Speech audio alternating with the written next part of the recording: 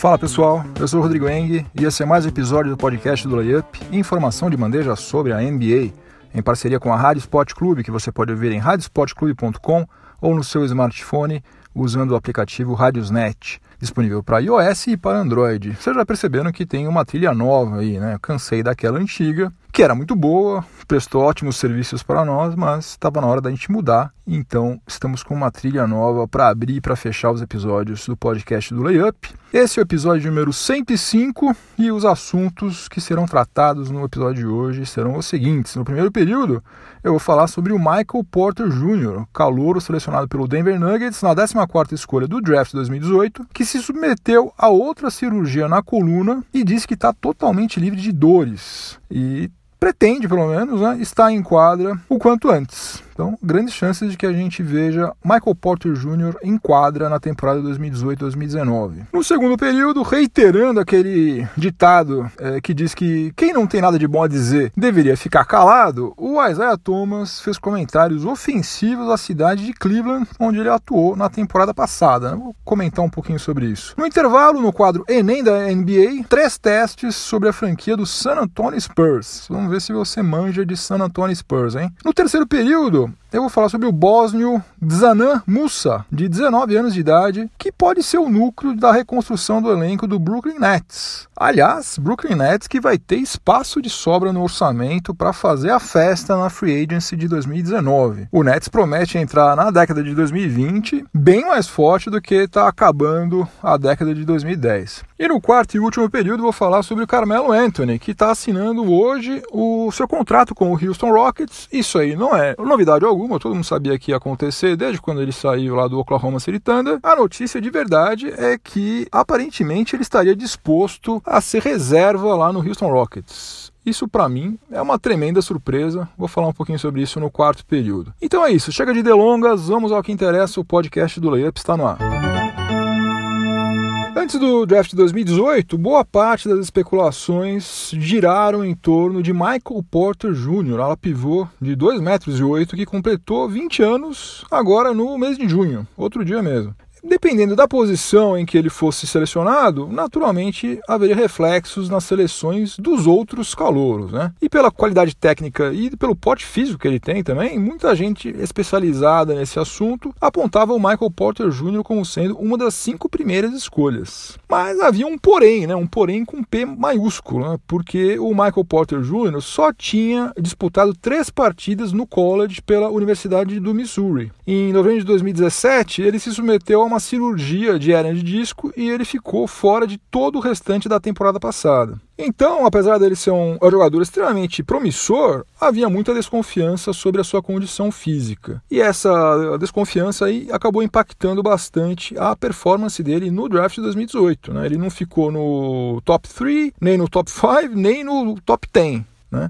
13 franquias deixaram ele passar até que o Denver Nuggets o selecionou na 14ª escolha. Longe de mim querer me comparar a um jogador de 20 anos de idade que está na NBA.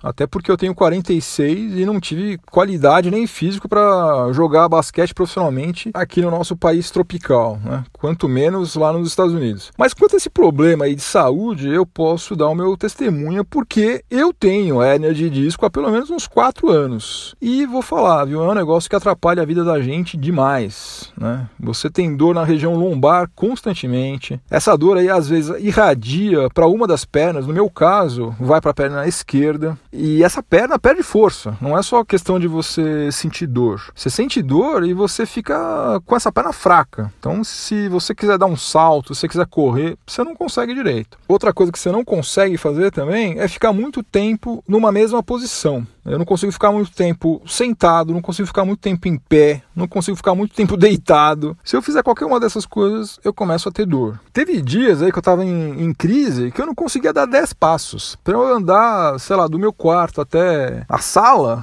era um sacrifício tremendo. Quando eu estava numa dessas crises horrorosas, eu fui parar em um médico que era cirurgião e ele, obviamente, queria me operar. Falou, não, você só vai melhorar se você operar. Aí eu fui ouvir outras opiniões, né, antes de entrar na faca, né, até porque eu sou meio covarde para isso. E daí, resumindo muito, até porque isso aqui não é esta minha vida, né, um podcast que deveria ser sobre a NBA, mas estou dando um testemunho que acho que é pertinente. Eu comecei a fazer pilates para fortalecer os músculos das costas, dei uma reduzida também no ritmo das corridas, né, eu corria bastante. Essa parte foi fácil, né, porque na verdade eu estava em crise, eu não conseguia nem andar, quanto menos correr, então essa parte de reduzir as corridas foi tranquilo. E também comecei a cuidar mais da minha postura, né? Aliás, deixa eu dar um conselho aqui pro pessoal aí que tá na faixa dos 20, 30 anos, para não fazer a mesma bobagem que eu fiz quando eu tinha 20, 30 anos. Eu ficava 6, 7 horas seguidas, meio sentado, meio deitado, todo torto no sofá, assistindo filme, assistindo jogo, e não sentia nada, pra mim tava tudo beleza. Tava lá, largadão, no sofá, de boa, né? Como o pessoal diz atualmente. Só que não é porque você não tá sentindo dor que você não tá ferrando a sua coluna, né? Se você continuar com esse hábito, um belo dia vai acontecer o que aconteceu comigo. Do nada, um belo dia você vai tentar levantar e vai te dar uma dor infernal. Daí já é tarde, amigão. Daí já ferrou tudo, daí é cirurgia ou é você ter que ficar fazendo pilates o resto da vida. Então, cuide bem da sua postura enquanto você pode, porque você vai ter muito mais qualidade de vida quando você chegar na casa dos 40 anos. E como você sabe, né, a vida começa aos 40. Bom, mas enfim, eu não operei. Eu fiz pilates, né, cuidei da minha postura. Hoje em dia tô, sei lá, 70%.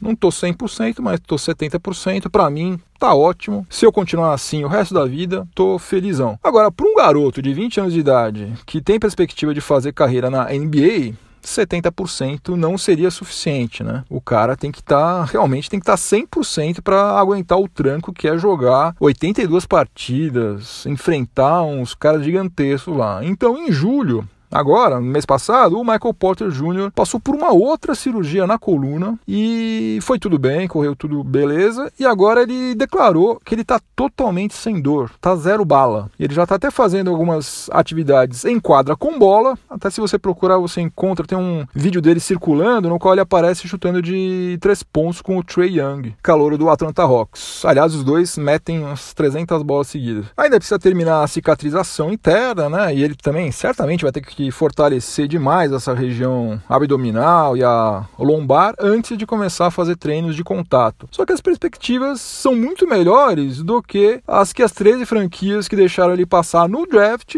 imaginavam. Eu acho que várias franquias, vendo como as coisas evoluíram nesses últimos 2, 3 meses, já devem talvez estar arrependidas de não ter arriscado selecionar Michael Porter Jr.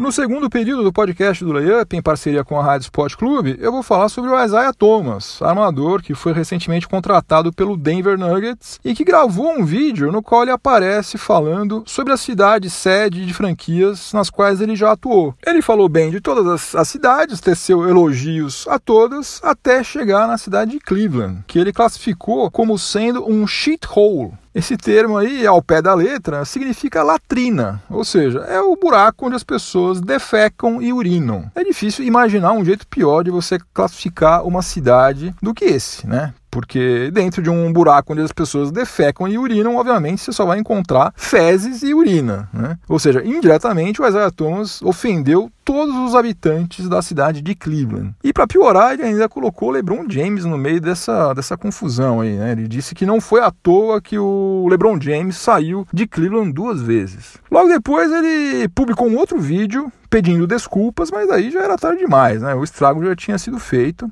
e agora acho que vai ser difícil conseguir consertar isso aí. E como o estado do Colorado é um dos mais liberais, se não for o mais liberal de todos em relação ao consumo de maconha, tem gente colocando a culpa na fumaça, né? Ele de fato aparece meio alterado, né? Principalmente no primeiro vídeo, tá com o olho meio apertadinho, um sorriso meio aparvalhado, mas não dá pra saber, né? Se ele tava sob efeito de psicotrópicos quando ele falou isso aí, ou não. Agora, se ele estiver, eu acho que não é uma atenuante, acho que é uma agravante, né? Porque o cara consumir droga e depois gravar e publicar um vídeo falando isso, sinceramente, não é das coisas mais inteligentes a serem feitas, né? Mas enfim, para quem não se lembra do que aconteceu com ele, ou começou a acompanhar NBA faz pouco tempo, vou dar uma recapitulada aqui. O Isaiah Thomas, ele era jogador do Boston Celtics. Ele tinha feito uma temporada espetacular em 2016, 2017. Daí ele se contundiu nos playoffs e foi trocado pelo Kyrie Irving com o Cleveland Cavaliers. Ele passou a maior parte do seu tempo lá em Ohio se recuperando da contusão no quadril e atuou apenas em 15 jogos pelo Cavs. E daí, em fevereiro desse ano, ele foi despachado para o Lakers. Se ele tem algum ressentimento em relação à direção do Cavs, e é compreensível que tenha, ok, mas ele não precisava atacar a população de uma cidade inteira por causa disso, né? Muito menos assim, de forma pública. E o complicado é que o pessoal de Cleveland já é meio complexado pelo fato de que a cidade não tem muito apelo turístico mesmo, né? Não é uma cidade que todo mundo sonha conhecer, né?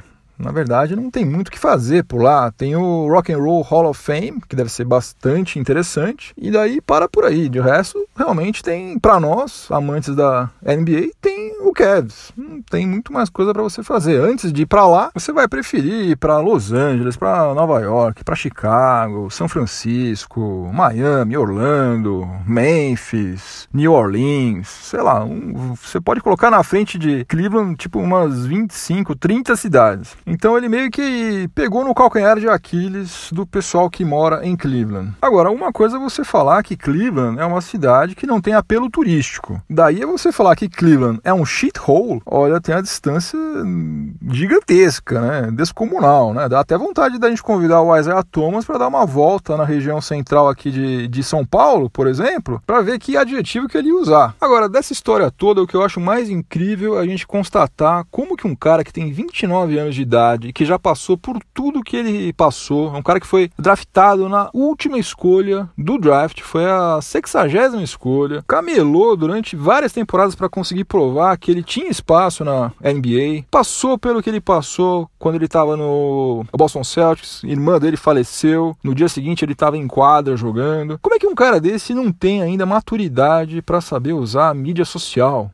É o cara que se queima de graça. E eu tô falando de um cara que ainda não conseguiu assinar um contrato de peso. Já está na liga há muitos anos, só assinou contratos pequenos, ano que vem ele vai ser free agent de novo, e o cara me solta uma bobagem dessa totalmente de graça. Não vai ganhar absolutamente nada com isso, pelo contrário, só perdeu. E vamos ver o que vai acontecer no dia 1º de novembro, que já está logo ali, quando o Denver Nuggets do Isaiah Thomas vai jogar contra o Cleveland Cavaliers na Quicken Loans Arena. Vamos ver como que a torcida do Cavs vai receber o IT.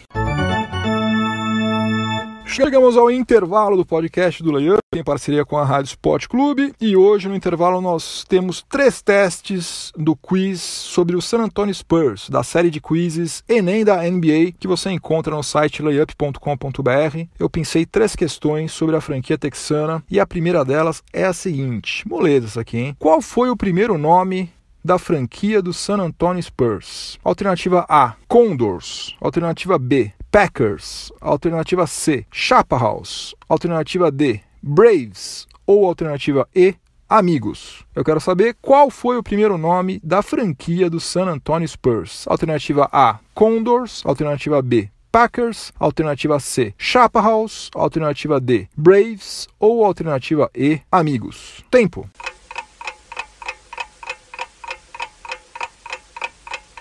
A alternativa correta era a alternativa C, Chaparrals. A franquia nasceu na cidade de Dallas, no ano de 1967. Ela se chamava Dallas Chaparrals. E ela mudou seu nome para Spurs em 1973, quando transferiu a sua sede para San Antonio, né? Daí passou a se chamar San Antonio Spurs. E para quem ficou na dúvida sobre esse nome, Chaparral, o que quer dizer isso? É uma ave típica do deserto norte-americano, também conhecida por lá como Roadrunner, o papaléguas dos desenhos da Looney Tunes que você devia assistir quando você era criança. Aquele papaléguas, bip bip, que ficava torturando o coiote. Questão número 2 do Enem da NBA sobre o San Antonio Spurs. Qual dessas afirmações sobre Greg Popovich é falsa? Qual dessas afirmações sobre o técnico Greg Popovich é falsa? Alternativa A. Greg Popovich foi multado em $250 mil em 2012 por ofender publicamente o então comissário da NBA, David Stern. Alternativa B. Greg Popovich considerou fazer carreira na CIA, no Serviço Secreto de Inteligência dos Estados Unidos, antes de começar a trabalhar como técnico de basquete. Alternativa C. Greg Popovich já foi General Manager do San Antonio Spurs. Alternativa D. Greg Popovich já foi demitido pelo San Antonio Spurs. E a alternativa E, Greg Popovich já trabalhou como assistente técnico do Golden State Warriors. Recapitulando tudo, eu quero saber qual dessas afirmações sobre Greg Popovich é falsa. Alternativa A. Greg Popovich foi multado em $250 mil em 2012 por ofender publicamente o então comissário da NBA, David Stern. Alternativa B. Greg Popovich considerou fazer carreira na CIA, no Serviço Secreto de Inteligência dos Estados Unidos, antes de começar a trabalhar como técnico de basquete. Alternativa C. Greg Popovich já foi General Manager do San Antonio Spurs. Alternativa D. Greg Popovich já foi demitido pelo San Antonio Spurs. E alternativa E. Greg Popovich já trabalhou como assistente técnico do Golden State Warriors. Tempo. A alternativa falsa, portanto a que estava correta, era a alternativa A. Por quê? Porque Greg Popovich realmente foi multado em $250 mil em 2012, mas por um motivo diferente. Ele não ofendeu David Stern. Ele fez o seguinte, ele poupou os titulares Tim Duncan, Tony Parker, Manu Ginobili e Danny Green, simplesmente isso, em uma partida contra o Miami Heat na Flórida. Ele fez isso sem avisar ninguém e como esse jogo tinha transmissão ao vivo em rede nacional, deu o maior prejuízo para a NBA. Terceira e última questão do nosso quiz de hoje. Qual time nunca foi adversário do San Antonio Spurs em uma final da NBA? Qual time nunca foi adversário do San Antonio Spurs em uma final da NBA? Essa é fácil também, gente. Alternativa A, New Jersey Nets. Alternativa B, Cleveland Cavaliers. Alternativa C, New York Knicks. Alternativa D, Orlando Magic. Ou alternativa E, Detroit Pistons. Recapitulando. Qual time nunca foi adversário do San Antonio Spurs em uma final da NBA? A. New Jersey Nets. B. Cleveland Cavaliers. C. New York Knicks. D. Orlando Magic. Ou E. Detroit Pistons. Tempo. A alternativa correta era a alternativa D, Orlando Magic. O Orlando Magic disputou as finais de 1995 e de 2009, mas nunca teve o San Antonio Spurs como adversário. Os finalistas que foram derrotados pelo San Antonio Spurs nos seus 5 títulos são New York Knicks em 99, New Jersey Nets em 2003, Detroit Pistons em 2005, Cleveland Cavaliers em 2007 e Miami Heat em 2014. Lembrando que o Miami Heat também foi adversário do San Antonio Spurs em 2013, né, quando o Heat foi campeão. O Heat que tinha LeBron James, tinha Ray Allen, tinha Chris Bosh. Aliás, essa final de 2013 foi a única que o San Antonio Spurs perdeu em toda a sua história. No terceiro período do podcast do Layup, em parceria com a Rádio Sport Clube, eu vou falar um pouquinho sobre o Brooklyn Nets, que na temporada 2018-2019 vai entrar no seu 4º ano de reconstrução do elenco. Dentro do cenário caótico no qual a franquia se encontrava, até que as coisas estão indo muito bem, né? O Sean Marks, que é o general manager do Nets desde fevereiro de 2016, sabia muito bem que a curto prazo não ia ter condição nenhuma de fazer com que a franquia voltasse a ser um time competitivo. Então o que ele tem feito? Ele tem aceitado alguns contratos tenebrosos, contratos financeiramente desvantajosos, em troca de escolhas futuras no draft. E uma dessas manobras que ele fez recentemente pode já ter surtido algum resultado bastante interessante para o Brooklyn Nets. Em julho do ano passado, o Toronto Raptors enviou DeMar Carroll, uma escolha de primeira rodada e uma escolha de segunda rodada no draft de 2018 para Brooklyn, em troca do Justin Hamilton, que já foi dispensado pelo Toronto Raptors logo em seguida. Uma escolha dessas aí rendeu para o Nets o ala letão Rodion Kurucs, que assinou um contrato de 4 anos com o Nets no valor de $7 milhões. E também rendeu o bósnio Dzanan Musa, por cerca de 9 milhões e 100 mil dólares, num contrato também de 4 anos. Esse Dzanan Musa, ele fez 19 anos em maio, ele mede 2,8 metros, é um cara que pode jogar tanto como ala quanto como ala armador, melhorou absurdamente o arremesso de longa distância na temporada passada e tem potencial para evoluir muito ainda. E daí eu estava lendo sobre ele e pensei, caramba, por que diabos um cara que é tão promissor assim, um cara que na Europa é considerado quase tão grande quanto o Luka Doncic, ele é considerado um fenômeno quase da mesma proporção que o Luka Doncic. E daí, caramba, como é que um cara desse foi selecionado somente na 29ª escolha pelo Brooklyn Nets? Como é que tanta gente deixou passar um cara tão jovem e tão promissor assim? Bom, parece que outras franquias se interessaram por ele, né? Tentaram contratá-lo, só que as conversas não evoluíram porque ele tinha a intenção de efetivamente jogar na sua temporada de estreia na NBA. Ele não estava afim de ficar sendo reserva, de ficar jogando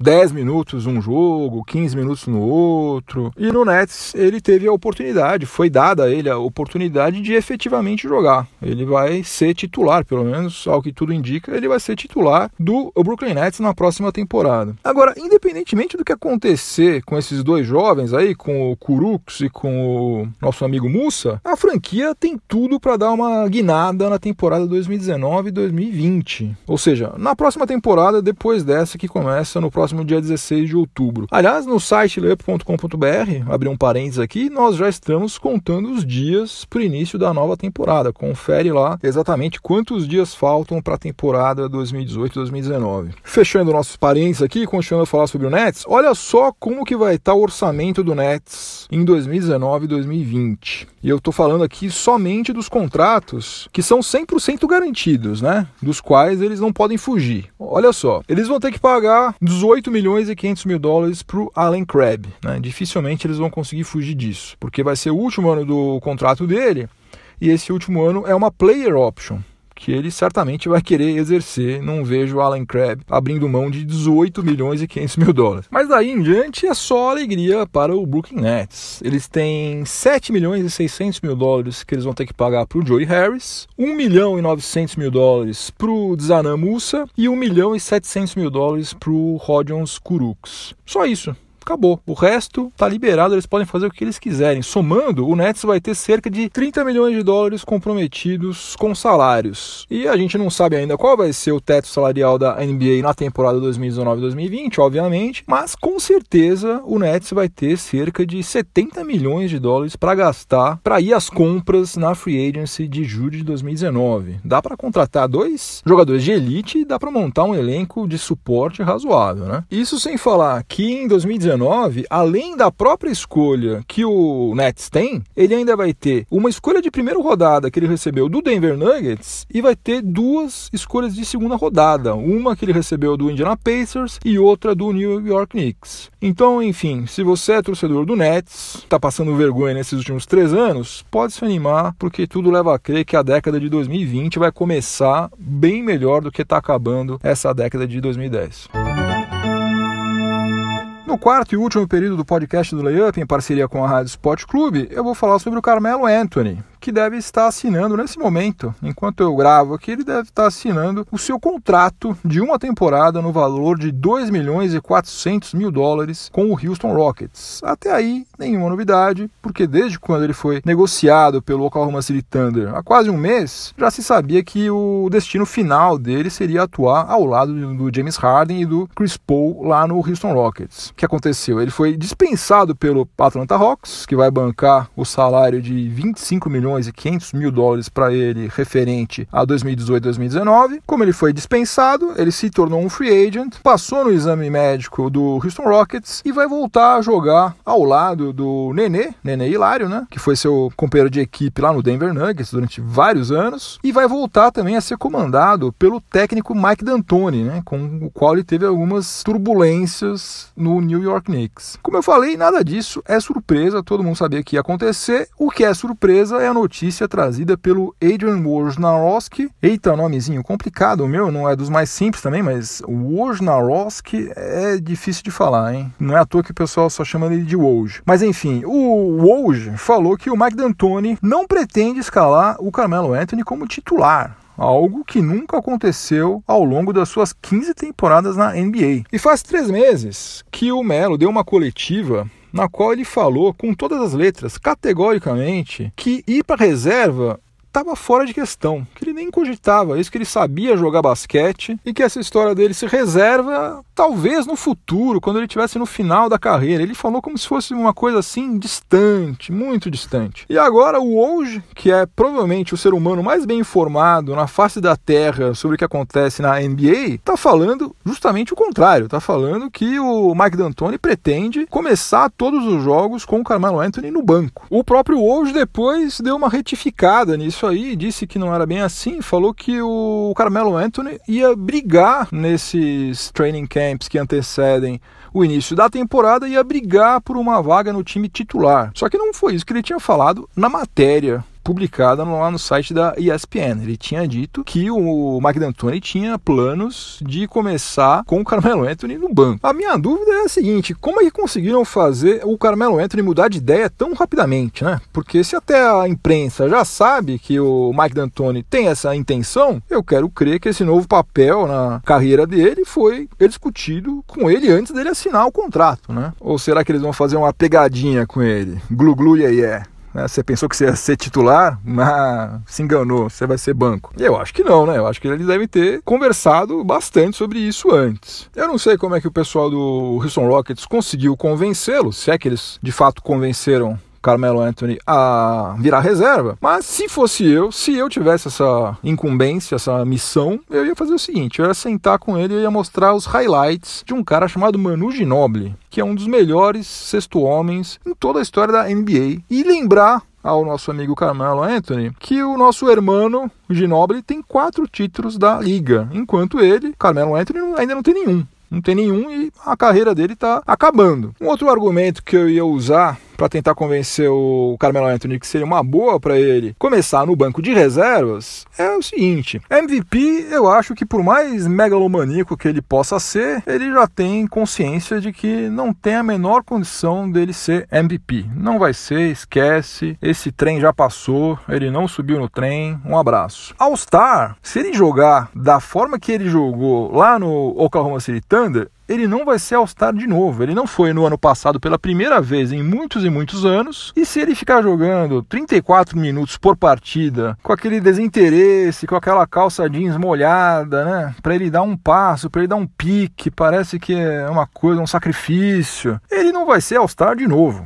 Não vai ser All-Star de novo. Ao passo que, se ele for reserva, ele tem grandes chances, atuando, 18 minutos por jogo, 20 minutos, 22 minutos, alguma coisa assim. Ele tem chance, eventualmente, de ser o sexto homem da temporada, de ser o Sixth Man of the Year. Seria uma coisa bacana pro currículo dele. E, eventualmente, iria conseguir conquistar, finalmente, o seu título de campeão da NBA, coisa que ele persegue já há 15 temporadas. Então vamos ver como é que isso aí vai se desenrolar, né? Vamos ver se ele vai ter maturidade, se ele vai ter inteligência, se ele vai ter humildade para fazer o que é melhor pro time dele e também para ele, ou se não, ou se ele vai ficar vivendo nessa realidade paralela na qual ele ainda é aquele Carmelo Anthony que marcou 62 pontos pelo Knicks no Madison Square Garden, ou aquele pontuador nato lá, matador lá do Denver Nuggets no final dos anos 2000. Vamos ver, né? Vamos ver qual Carmelo Anthony que o Houston Rockets contratou. Eu, para ser sincero, tô meio incrédulo que em tão pouco tempo ele tenha mudado a forma dele pensar tão radicalmente.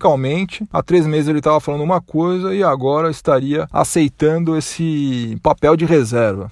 Vamos lá, seria muito bom para ele, seria muito bom para o Houston Rockets, mas vamos ver se ele não vai criar caso, se não vai ser mais um problema para o Mike D'Antoni do que uma solução. Fim de jogo, acabou mais um episódio do podcast do Layup. Antes de eu dizer tchau, 2 recados. O primeiro deles é que o time do layup.com.br, do site do Layup, cresceu um pouquinho mais. Já tínhamos o Vinícius Lima e agora também temos o Luiz Augusto Barros, que já tem um texto dele publicado sobre lealdade na NBA. Você pode conferir esse texto no site layup.com.br. E o outro recado é o seguinte: na sexta-feira passada saiu a tabela completa da temporada regular 2018-2019 e eu estou aos poucos, na medida do possível, elaborando a minha tabela, a tabela do layup, que, modéstia à parte, ou modéstia às favas, é a melhor tabela que existe no planeta. Por que ela é tão boa? Ela é tão boa porque em uma única página você consegue consultar todas as partidas de todos os times. Você pode filtrar. Eu quero saber quais são os 82 jogos, por exemplo, do Atlanta Hawks. Você digita lá Atlanta Hawks e ele filtra.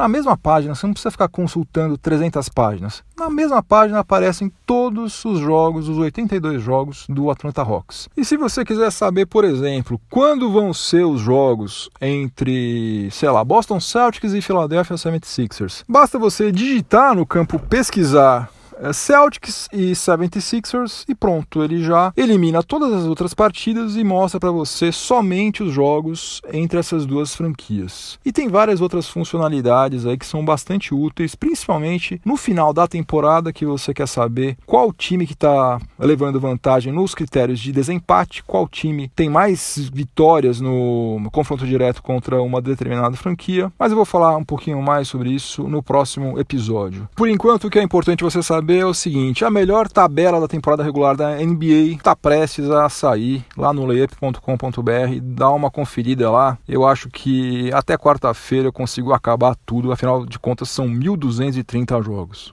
Se você estiver ouvindo esse episódio em alguma plataforma de podcast, aproveite para avaliar positivamente o podcast do Layup, me dá uma força. E se você estiver ouvindo na Rádio Esporte Clube, fique sintonizado por aí, porque tem mais informação esportiva de qualidade na sequência. Boa semana para todo mundo, muito juízo, até a próxima, um abração, tchau, tchau.